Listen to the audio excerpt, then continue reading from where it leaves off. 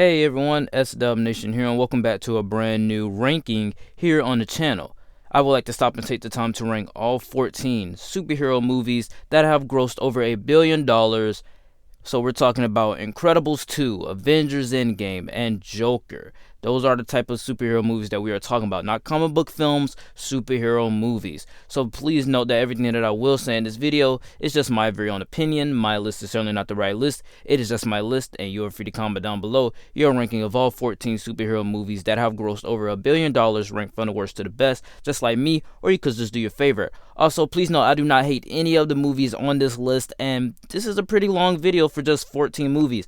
I know. But don't worry, the shorter videos are gonna come back. Sorry about how long this video is, so without further ado, let's get into the ranking. Kicking off my list at number 14 has gotta go to Captain Marvel. Now, I honestly don't think that this is a bad film. It's certainly not the worst of the MCU. It's a little bit meh for me, but each time that I watch it, I like it a little bit more. Honestly, this movie feels like it should have been a part of Phase 2 instead of in front of the biggest movie of the entire cinematic universe, and it just comes off as filler. Obviously, Brie Larson is hot, but I just feel like with the right direction, Captain Marvel could be a great superhero, and I feel like in this film, they just focused on just making her a female superhero. Also, some of the performances in this are kind of weird. The plot is not very focused. It has a lot of pacing issues, and also her backstory, you don't really know much about her because she doesn't know much about herself. You're also trying to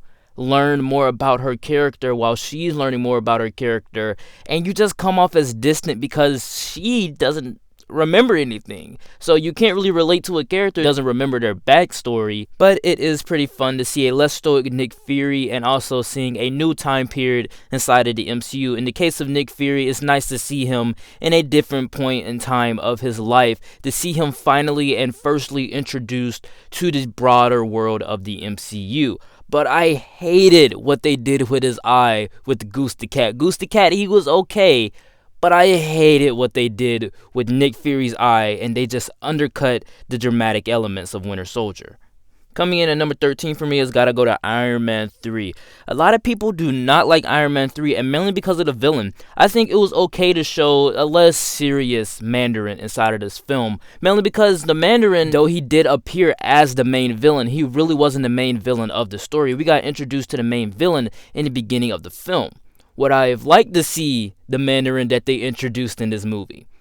Yes, absolutely 100%. I would have loved to see that version of the Mandarin inside of this film because it made for such a dramatic character. It made for such a frightening presence, and then they just undercut it with a joke. Everything inside of this film revolving around Tony Stark, Iron Man, works on so many levels. His PTSD, his character arc, him blowing up his suits for Pepper, all of it works perfectly fine. The main issue here is just that we got cheated out of a really great villain. But all in all, I love the Christmas setting. I love Tony Stark's art. And I love all the chemistry that Tony Stark has with everybody in this film.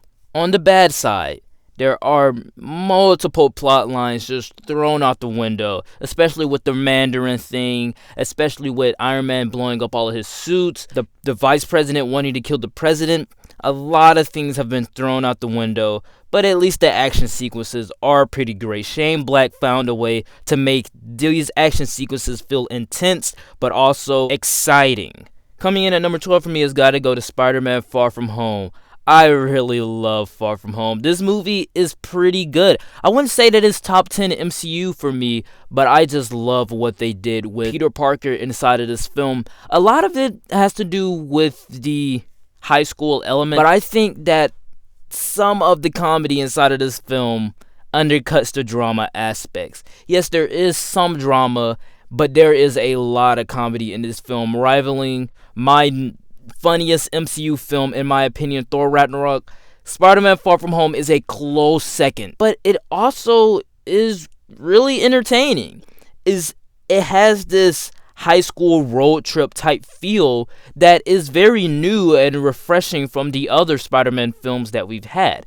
But at the same time, you kind of want to see Spider-Man swing around New York City and do some friendly neighborhood Spider-Man stuff. Inside of this film, he's in Europe, and you just kind of want to see classic Spider-Man. There are a few negatives about this film. The MJ and Peter stuff, it was cute, whatever. I mean, it's cute or whatever. But at the same time, I just think that the relationship felt kind of rushed. It was kind of weird why Peter would start liking MJ. We've seen the hints of MJ liking Peter in Homecoming, which made sense in her case. But for him, he just starts off this film liking MJ already. And then we have this new character named Brad, which he's just a throwaway character. Why add Brad into the film where you could have had Ned fall for MJ? Or you could have had Flash fall for MJ. That could have created a nice little rivalry. No, we have to have Brad.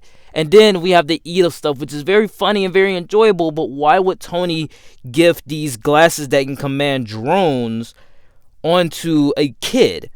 And you could say that, oh, well, Tony trusts the kid. At the same time, this is a kid that uses it irresponsibly in the film. But with all my negatives on those plot lines, I do love the Mysterio stuff. That Mysterio illusion sequence is probably top tier Marvel scenes in my opinion. I find my only problem with this is because they used all of their cards on just this Mysterio illusion sequence in the second act. And then when we get into the third act, it's just Spider-Man fighting drones. You still kind of want to see another sequence where he's inside of this illusion sequence with Mysterio and he actually has to use his Peter Tingle. Also, we have to talk about Happy's mentor role inside of this film. I like it. I dug it. I think that it's nice to see Happy take on the mentor role for Tony because Peter and Happy, they both lost Tony. So I think that this is a solid Spider-Man movie. Not the best, certainly not the worst.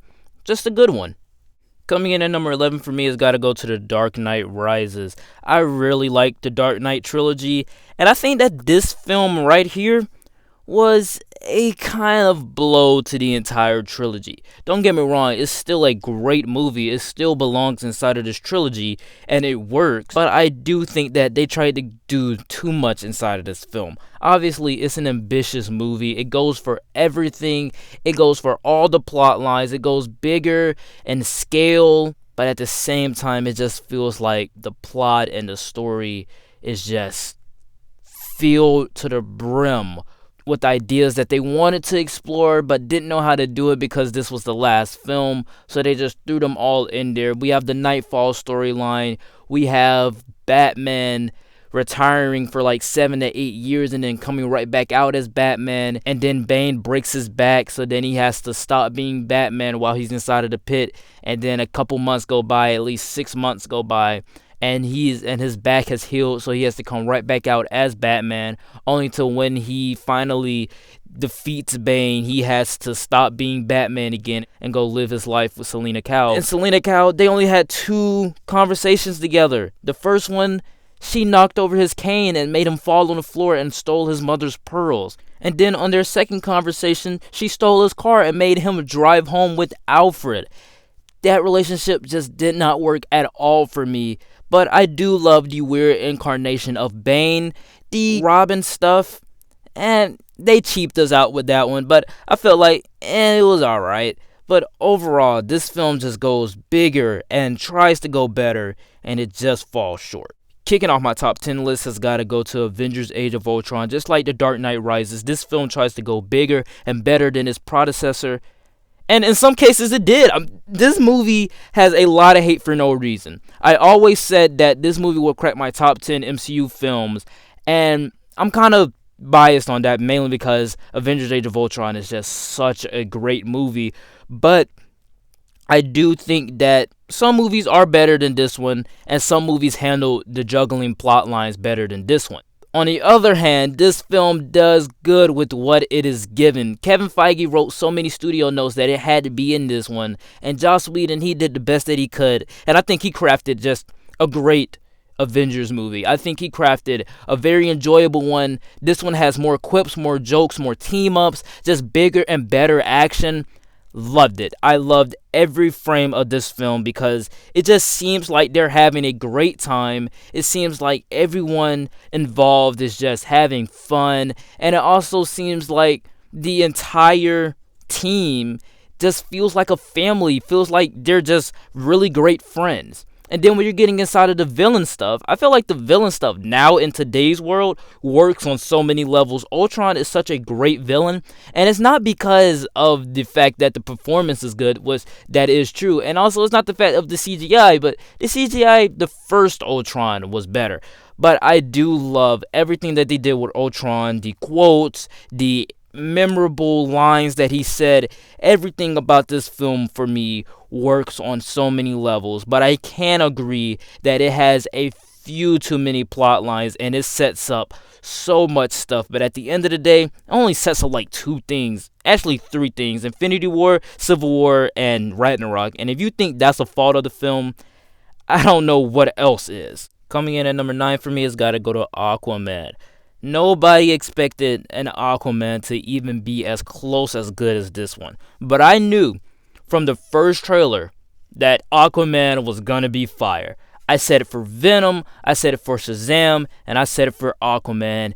Look where we are today. Venom, not a lot of people like Venom, but I think a lot of people like Aquaman. And for the ones that say Aquaman is not that good, I feel like you guys just kind of don't like it because you haven't given it a try, or you just don't like the campiness of it. But I loved Aquaman when I first saw it, and I still love it till this day. I just love the campiness of it. It doesn't have to be in the serious tone of The Dark Knight, or it doesn't have to be thematically rich or mature as Black Panther. You could just have a great time with it. It lets you breathe once in a while, and that's saying something because you're underneath water for some of the film. Now, most of the film, you're not in water, and the stuff that's inside of water, it's epic, big scale awesomeness, beautiful shots inside of the water. But then once you get out of water, you just it's kind of dull because you're inside of a desert, and then you're also in Italy, and it's just all types of stuff. But I love the way that James Wan crafted his action sequences with the type of big scale camera movements that he has. It also circles around shots. We also have a great one shot sequence inside of the mix. Just everything about this film I love because it's just so campy, so comic accurate, and it also made Aquaman riding on a seahorse wearing an orange and green fish suit with a trident awesome. Coming in at number 8 for me has got to go to Black Panther. Now, when I first watched Black Panther, this was an amazing film to me. I loved Black Panther. And ever since then, that's all my family members seem to watch. And everything that happens inside of this film, though, yes, we do not like the villain, we just can't help feeling sympathetic for him because of the fact that he does have a sympathetic backstory because of racism in the United States in the 1990s, because of what happened to him with T'Chaka killing his dad, because of how Wakanda treated him with them basically just outing him out and not treating him like he is one of them.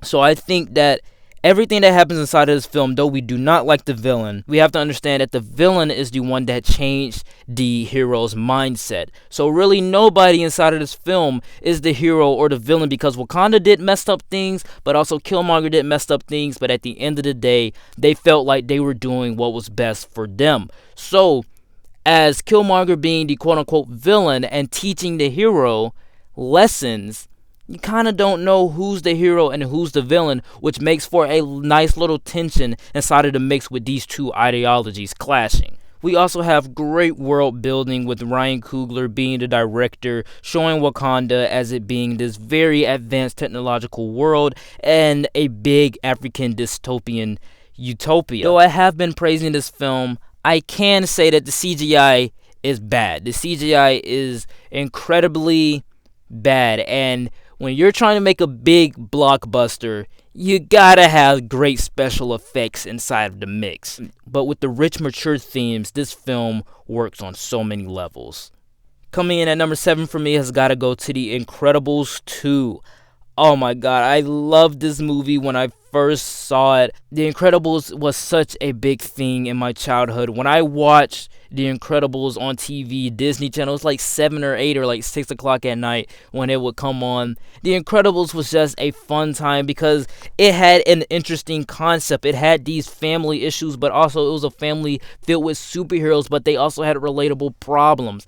And this film has exactly that. Relatable problems within the family tension, but also loads of superhero fun. And I love the fact that Brad Bird took his time to conceive of the story. He took his time to work on the animation, get everything correct because he wanted to make sure that this was a great film first and foremost, instead of pleasing audiences.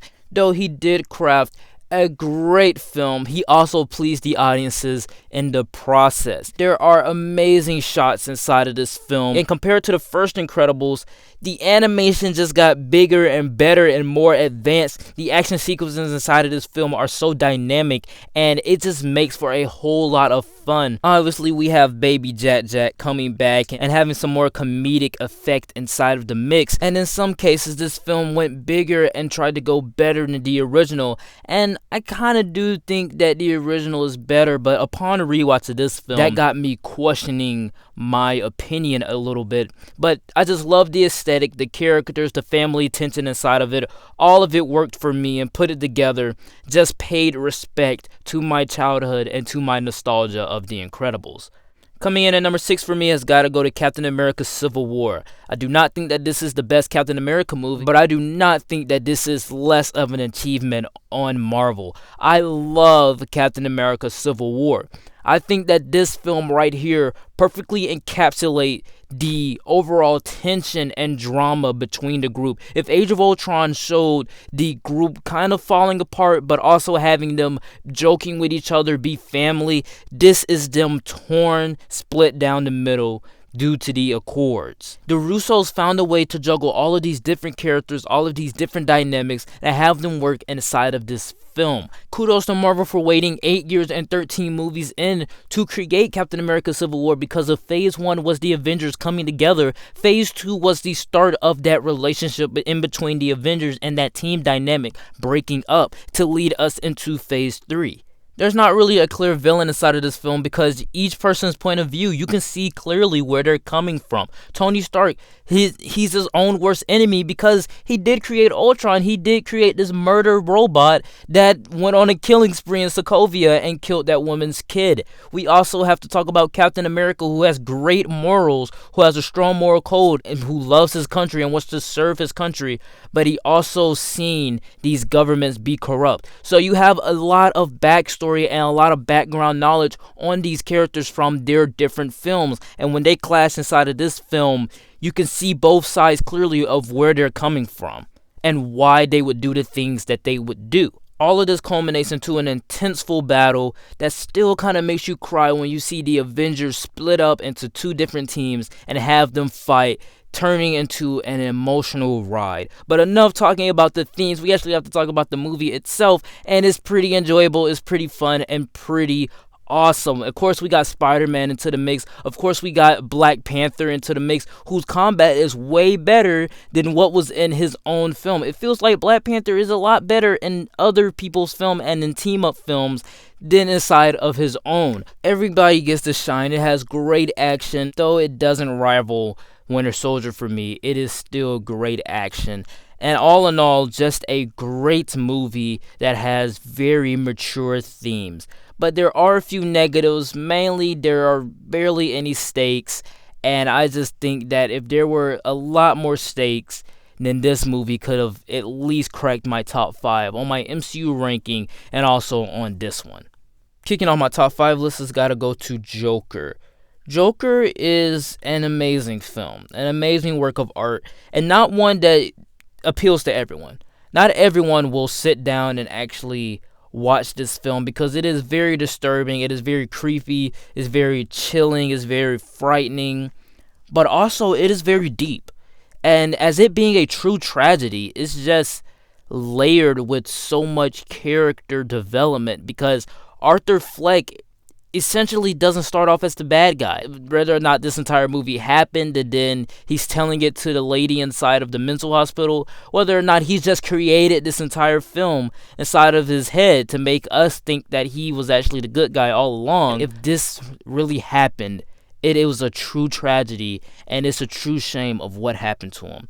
Obviously, we have to talk about Joaquin Phoenix as Arthur Fleck, and he just gives off this performance that makes you go, when he does things, but also you sympathize with his character because you can see Arthur Fleck's descent into madness every time he does something. You want to see him get justice, you want to see him stand up for himself, but each time he stands up for himself and each time he gets justice, he just keeps going down, and he keeps turning into the character that we know and love, but we also don't want to see him turn into the Joker. We don't want to see him descend into madness and become this villain, but he does in the end, and it just comes off as this great, deep storytelling worth of a film that I call a true masterpiece. And though I don't stand by that now, I still think that this movie is really great. And if you don't have a problem with disturbing images or anything like that,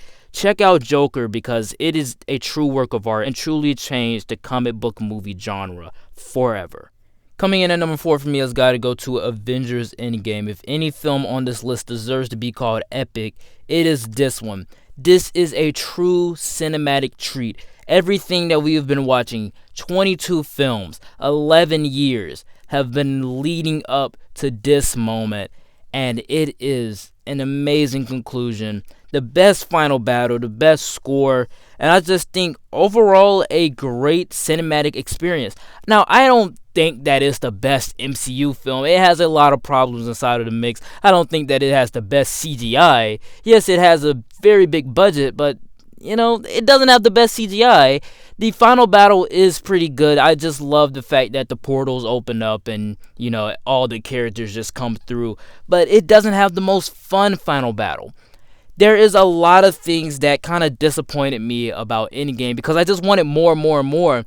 And Endgame was an original story. So, rival that to Infinity War that based his story off of the comic book that was already established, it kind of falls short because of how high the standard was for Infinity War. But Endgame is a cinematic experience nonetheless. This movie worked on so many levels. The Thor and the Hulk stuff, the Thor Bowski stuff is just played for laughs most of the time, so you kind of don't feel that drama aspect. But once it gets to that drama aspect, it does work. The Hulk stuff, don't really like it now. I enjoyed it when I watched it the first time. Now I'm like, okay, this is not Hulk. I want to see Hulk have a rematch with Thanos somewhere inside of this film. It never happened. The overall movie, though, perfectly closed off Black Widow's arc, Captain America's arc, and Iron Man's arc, respectively, and perfectly capped off this entire Infinity Saga with an epic conclusion that will be remembered for ages, because this is the highest grossing film of all time with no awards. I seriously think something is wrong here if this movie has no awards for its actors, for its directing, for anything. Kicking off my top 3 list has got to go to the Avengers. If we're talking about just a fun superhero film, the stakes are high, but it is just fun. I think that Avengers has it. Yes, in Endgame we have a big fun CGI battle, heroes versus villain, blah blah. No, but in the Avengers we have true heroics. We have the Hulk smashing Chitauri. We have Thor doing stuff up above. We have Cap giving orders to the other 5 Avengers, and you get that awesome circle shot of the original 6 Avengers, and it is just a whole lot of fun. This might have the best banter inside of the entire MCU. A lot of people think that Age of Ultron does. Age of Ultron is just quips and jokes.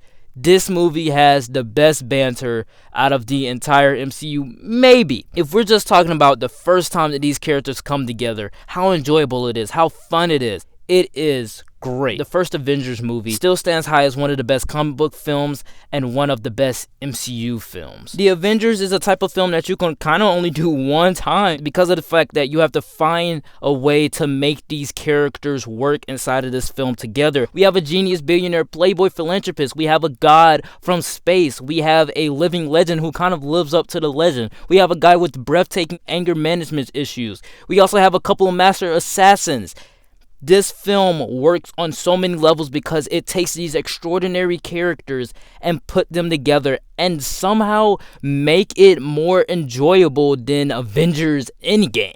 My runner-up at number 2 has got to go to The Dark Knight. Just a great film that touches on a lot of morality issues and a lot of logical thinking inside of the mix.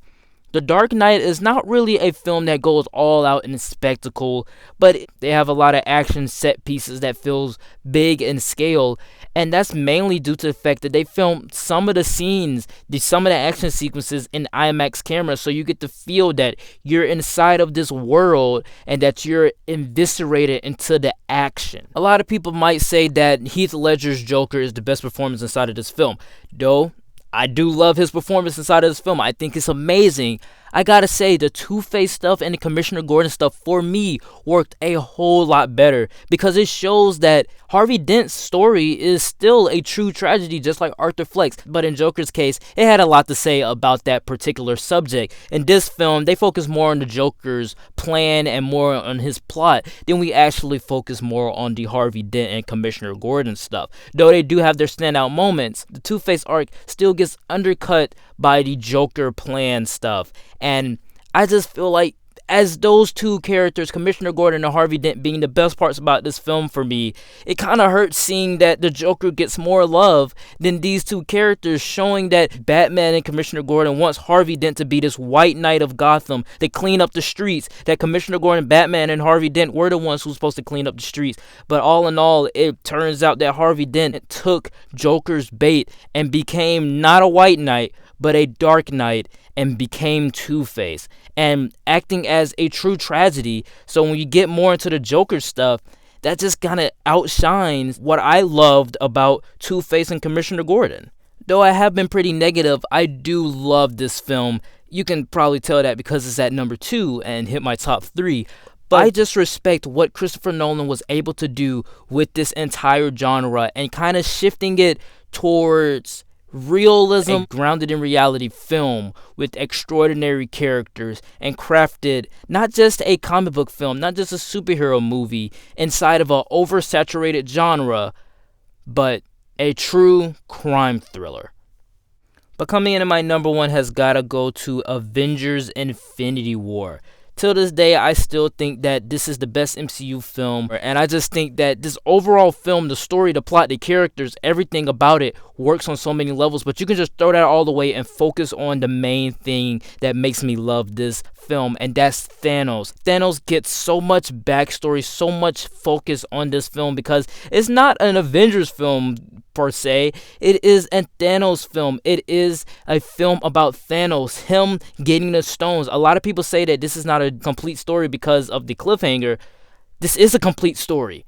Thanos gets the stones in the end, and that was the story. The story was about collecting the stones and the snap. The story was not about the Avengers stopping Thanos, and that's what a lot of us expected when going into this film. And when the snap happens, it just gives off this chilling vibe that what do we do now? It's just dread all around. And one thing that makes me love this film over Endgame, a lot of people like Endgame more just because of the final battle, I guess. But what makes me love this film more is because it has more action, better character interactions. The character moments inside of Endgame, probably better, but also it has a better villain and the plot is moving forward. We have urgency to keep the plot moving forward because in Endgame, they can just do the time heist whenever they want. But in this, we have a time schedule. Thanos is going for the stones right now. We have to work as fast as we can to get the stone out of Vision. We have to work as fast as we can to keep the time stone away from Thanos, get the gauntlet off of his hands. This all works because we have urgency to keep everything moving forward. Now, I will admit some of the problems of the film, mainly the Wakanda battle, a lot of people don't like. But are we just going to deny that Thor has the best appearance out of any MCU film and I stand by that? No, we're not going to admit that because Endgame is the best MCU film. Thanos as a villain, giving more backstory to him and showing that this is a villain that we don't like, that we want him to be stopped. We want to stop Thanos. We want Thanos to not snap half of existence away. But we know that at the same time, Thanos is kind of right. Thanos has a point here. All of this culminates into the biggest film of this 10-year story, this 18-movie arc that we have been leading up to since the first Iron Man. And a lot of people say that, oh, we knew that they were coming back after they got snapped. Okay, who cares? It worked for me. I still felt that dread. We knew that they were going to have to go on an incredible journey in the next movie to undo this horrible thing that Thanos did. And it led to the best MCU film, in my opinion, Avengers Infinity War. So that is why Avengers Infinity War has to come in at number 1. Alright guys, that is it for the ranking. Please know that everything that I did say in this video was just my very own opinion. My list is certainly not the right list. It was just my list, and you're free to comment down below your ranking of all 14 superhero movies that have grossed over $1 billion, ranked from the worst to the best, just like me, or you could just do your favorite. Thank you so much for staying to the end of the video. If you have, I don't know if people still do that nowadays, but thank you for watching this long ranking. If you did watch the long ranking and this is an accomplishment, congrats to you. Pat on the back. Like, comment, and subscribe. Shorter videos are coming soon. Like, comment, and subscribe. I will see you guys next time. Peace.